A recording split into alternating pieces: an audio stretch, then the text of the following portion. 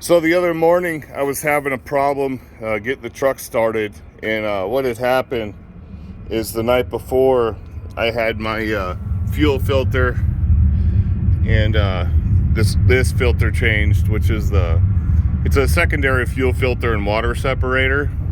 Well, the truck wasn't getting fuel, and that's why it wouldn't start. And I wish I would have known this. This is a newer truck for me. I usually run the Class A's, and I don't think I've ever had this on my Class A's that I've run.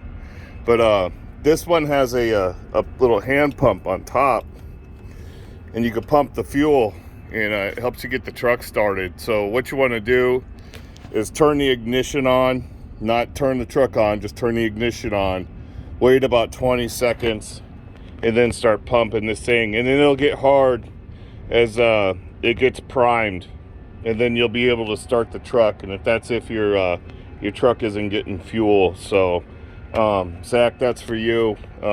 You have the same truck and you asked me to make the video, so that's where it's at, bud. And anybody else running this Class B Freightliner, this thing's only got 20,000 miles on it, but we've been having quite the number of issues on this newer class of truck.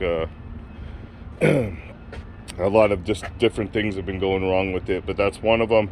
And that's one way. If you know your fuel filters are getting changed out and your truck's not starting, try that first before you call maintenance. All right, guys, there you go for that one. And I'll talk to you later.